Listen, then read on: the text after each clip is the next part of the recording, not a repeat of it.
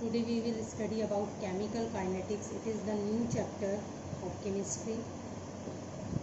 First of all, before starting chemical kinetics, we have to know about chemical reaction. That what is chemical reaction?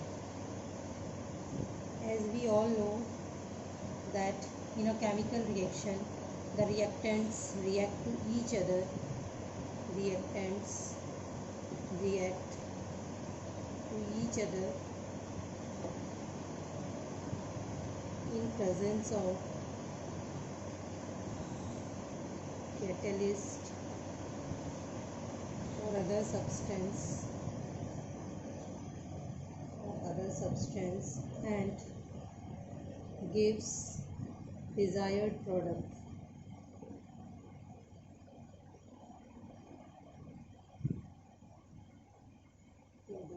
Known as chemical reaction. We can write as reactant to product. Here, if necessary the required conditions like temperature, pressure and catalyst also written above the arrow, this arrow, and this represent the chemical reaction. R for reactant and T for product.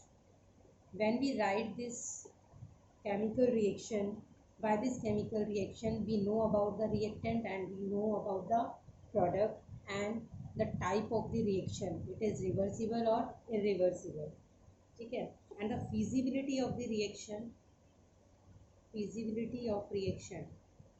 It means कि reaction होगी या नहीं होगी, है ना, कितना आसानी से होगी. तो feasibility of reaction can be given by thermodynamic aspect, that is del G. The value of del G describes the feasibility of the reaction. If the value of del G is less than 0 or you can say negative, it means this reaction is feasible. So in a chemical reaction we can find out the feasibility of the reaction and we can predict it's on the basis of Gibbs energy. Here del G is the Gibbs energy and the extent to which a reaction proceed can be explained with the help of equilibrium constant. In class 11 we have studied about del G and equilibrium constant also. Equilibrium, but the third important aspect that is the chemical reaction is the speed of chemical reaction. कि chemical reaction कितनी speed से होगी, है ना. All the thermodynamic जो है वो केवल हमें 2 क्वेश्चन का आंसर तो दे सकती है, लेकिन थर्ड क्वेश्चन का आंसर हमें थर्मोडायनेमिक से नहीं मिलता. तो इस थर्ड क्वेश्चन का आंसर फाइंड आउट करने के लिए we have to study about chemical kinetics. तो इसके लिए हमें क्या पढ़ना पड़ेगा? Chemical kinetics. तो हमने क्या कहा कि केमिकल रिएक्शन हो रही है. केमिकल रिएक्शन को जब हम इस तरह से लिखते हैं तो उससे हमें बहुत सारी इन्फॉर्मेशन मिलती है. हमने लोअर क्लासेस में पढ़ा है. We can know about the reactant, product and other substances. Thermodynamic aspect जो है वो हमें फिजिबिलिटी ऑफ द रिएक्शन बता सकता है. Extent to which a reaction proceed, इसको एक्सप्लेन कर सकता है with the help of chemical equilibrium constant. But the speed of chemical reaction, कि कितनी स्पीड से कोई केमिकल रिएक्शन हो रही है, उसे थर्मोडायनेमिक आस्पेक्ट एक्सप्लेन नहीं कर सकता. तो उसके लिए हमें फिर केमिकल काइनेटिक्स को स्टडी करना पड़ता है. तो अब हम एक केमिकल काइनेटिक्स की परफेक्ट डेफिनेशन दे सकते हैं कि केमिकल काइनेटिक्स क्या है. The branch of chemistry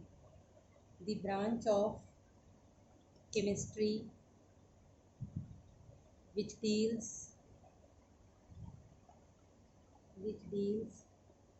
with the rate of reaction. इस पर फोकस करेंगे. with the rate of chemical reaction, ना. तो केमिकल काइनेटिक्स क्या है? वो ब्रांच है केमिस्ट्री की which deals with the rate of chemical reaction and the factors factors, बहुत सारे फैक्टर्स होंगे जो इस रेट को डिटरमाइन करेंगे, and the factors which influence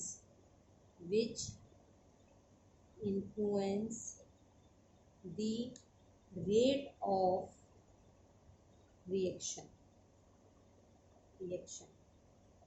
and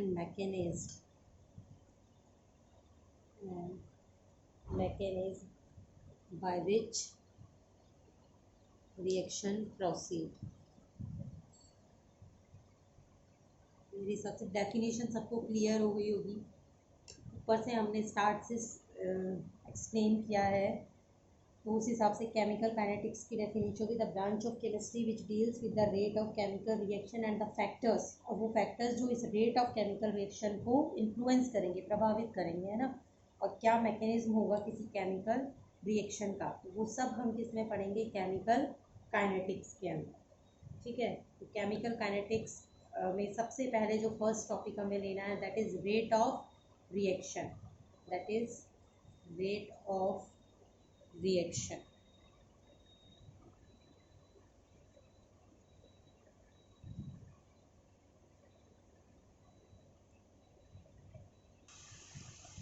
Rate of reaction, as there are so many reactions, some reactions are very fast, some reactions are very fast.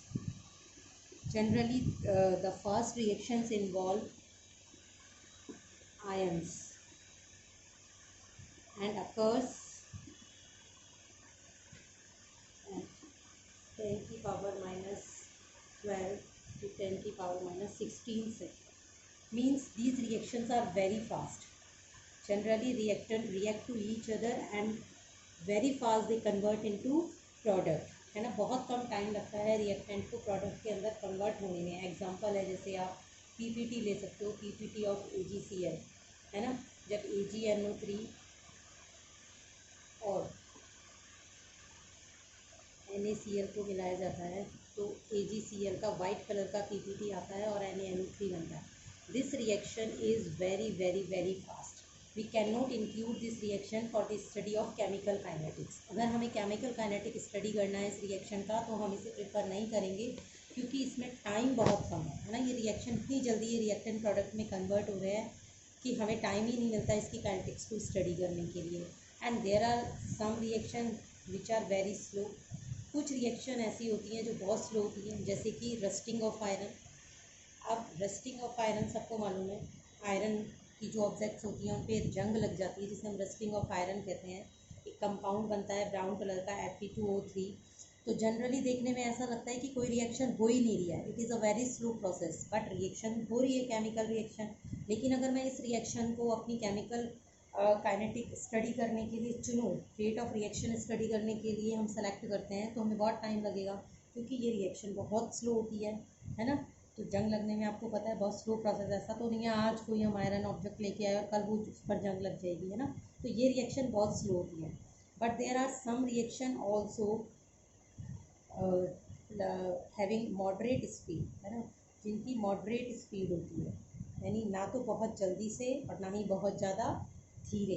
तो some reactions are occurs very slow, example rusting of iron, some with moderate speed or occurs in a conveniently measurable time। जो conveniently measurable time मतलब जो आसानी से जिनकी rate of reaction को हम measure कर सकें, है ना, टाइम को हम मेज़र कर सकें। तो जैसे इसमें एग्जांपल है आपका हाइड्रोलिसिस ऑफ एस्टर। एस्टर का जैसे CH3C डबल बॉन्ड OC2H का, this is a ester. Lower classes में सबने पढ़ा हुआ, ये वाला ग्रुप लगा हुआ है OR ग्रुप, एस्टर को रिप्रेजेंट करता है। आप इसका क्या करा रहे हैं, हाइड्रोलिसिस। तो जब इसका ब्रेक डाउन होता है तो यहाँ आपको एक एसिड मिलेगा और एक अल्कोहल मिलता है। तो this reaction having moderate speed, ठीक है। ऐसे ही एक और है inversion of cane sugar, inversion of cane sugar. दोनों ही रिएक्शन इंपॉर्टेंट है, बहुत बार एग्ज़ाम में पूछी जाती है, ठीक है। तो इन्वर्जन ऑफ केन शुगर है, तो इन्वर्जन ऑफ केन शुगर में जो आपका शुगर है C12H22O11, ये C6H12 दो मॉलिक्यूल बनाती है, एक ग्लूकोज का और एक फ्रक्टोज का। तो एक ग्लूकोज यहाँ बनेगा और साथ में एक यहाँ फ्रक्टोज बनता है। जनरली ये जो रिएक्शन से ही सेलेक्ट की जाती हैं for the study of rate of reaction, यानी हम इन रिएक्शंस को चूज करते हैं, प्रिफर करते हैं फॉर अवर स्टडी। ठीक है, now we will jump on rate of reaction. तो generally we write as reactant to product. होता क्या है, जनरली जब हमें रेट ऑफ जैसे ये निकालना होता है, ऑटोमोबाइल्स जब चलते हैं तो हमें उनमें वहाँ स्पीड निकालनी होती है, तो हम क्या लिखते हैं जनरली फॉर्मूला स्पीड के लिए हम लिखते हैं कि चेंज इन वेलोसिटी, है ना, change in velocity divided by change in time, कि कितना टाइम उसमें लगा, या टाइम टेकन लिख देते हैं, है ना, ये लिख देते हैं, तो उससे हमारे पास क्या आ जाती है स्पीड। ऐसे ही अब हमें रेट ऑफ रिएक्शन निकालना है, तो रेट ऑफ रिएक्शन में ये तो हमें पता है कि जो रिएक्टेंट है वो प्रोडक्ट में बदलेंगे, लेकिन इस रिएक्टेंट को इस प्रोडक्ट में बदलने में कितना समय लगा, हाउ मच टाइम, है ना। तो रिएक्टेंट प्रोडक्ट में कन्वर्ट हुआ, यानी कि रिएक्टेंट की कंसंट्रेशन में भी चेंज आया, प्रोडक्ट की कंसंट्रेशन में भी चेंज आया। सपोज करो कि हमने यहाँ पर 1 मोल रिएक्टेंट किया था, लेकिन स्टार्टिंग में यहाँ इसकी कंसंट्रेशन कितनी है, प्रोडक्ट की 0। जब रिएक्शन हमने स्टार्ट किया, धीरे धीरे इसकी रिएक्टेंट की जो कंसंट्रेशन है वो 1 मोल से क्या होने लगेगी, कम होने लगेगी, और प्रोडक्ट की कंसंट्रेशन जो है वो 0 मोल से क्या होने लगेगी, ज़्यादा होने लगेगी। तो इसका मतलब कहीं ना कहीं की कंसंट्रेशन, दोनों की कंसंट्रेशन में चेंज आ रहा है। इस चेंज में आने, इस कंसंट्रेशन को चेंज होने में कितना समय लगा, ठीक है, उससे हम क्या निकाल सकते हैं, रेट ऑफ रिएक्शन। तो हम लिख सकते हैं the change in any one of the concentration of reactant or product by the time interval,